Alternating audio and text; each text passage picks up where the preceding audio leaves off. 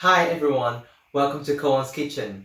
For today's video, I'm going to share with you guys how I make the wholemeal walnut bread. Wholemeal bread is healthier than white bread because it's a lot more nutrients and fibres. It also makes you feel full for a longer period of time, which is especially good if you're on a diet. I'm adding walnut to provide extra vitamins and minerals to make it even healthier. So if you're looking for something that's healthy and fulfilling, then you should try making this bread.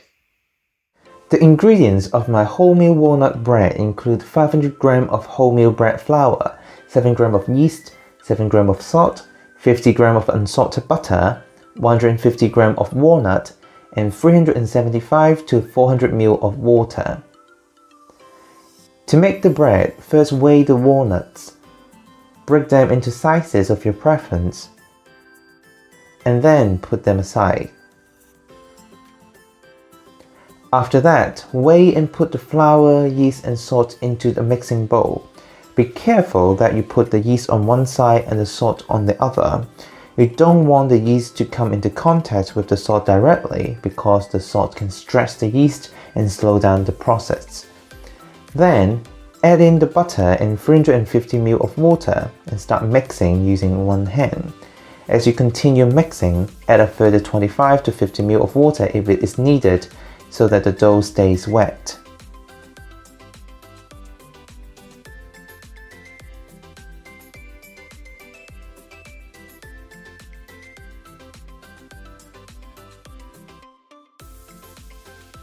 Then, tip the dough onto a floured work surface and continue kneading it for 10 to 15 minutes. Don't worry too much about over-kneading. It's actually quite difficult to over-knead by hand, even for wholemeal flour.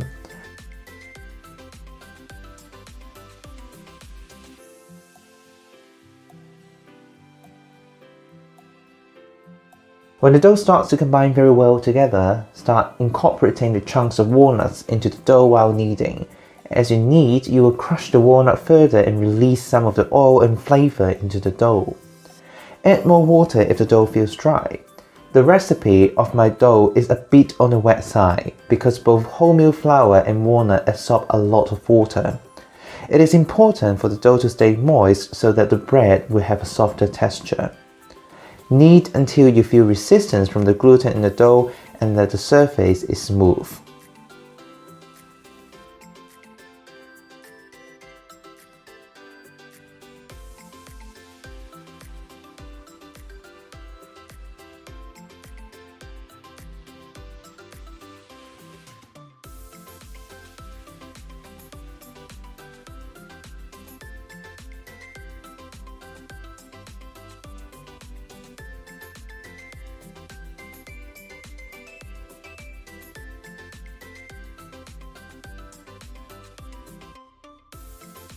Then, put the dough back to the bowl and cover it with cling film.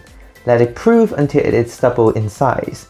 It will take at least an hour, most probably 90 minutes. It is because wholemeal flour rises slower. While you wait, line the baking tray with baking paper and set aside. After the dough is proofed to the desired state, tip the dough out onto a lightly floured surface again. This time, fold the dough inwards repeatedly. As you fold the dough inwards, you knock the big bubbles in the dough into finer bubbles. Also, when it rises again in the second proof, it will rise upwards. Flip the dough so that the joint is under, then gently tuck the side under as well.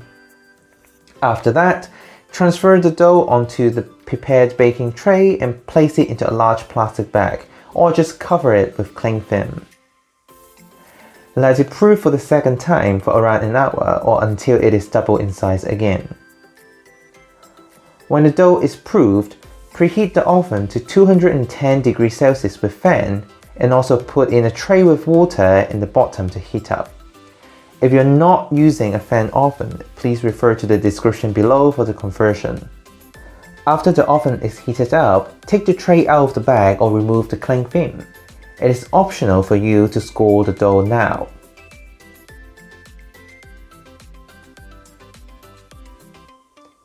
Then, put it into the oven and bake on high heat for 15 minutes. You should see the dough expand very quickly. Then, Lower the oven to 170 degrees Celsius with fan and bake for a further 25 to 30 minutes until it is golden brown and it sounds hollow when tapped. Transfer the bread onto a rack to cool.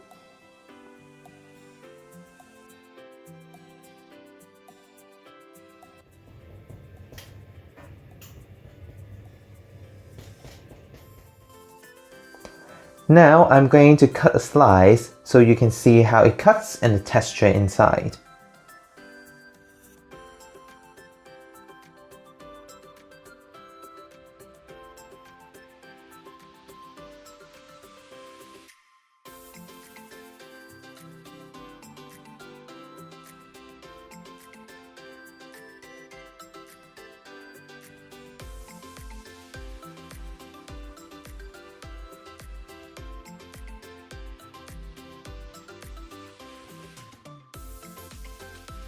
Thank you for watching, and I hope you enjoyed this video. Comment down below and let me know what you think about this recipe and your experience of making it. Please also like and subscribe to this channel for more cooking and baking videos in the future. See you next time in Cohen's Kitchen.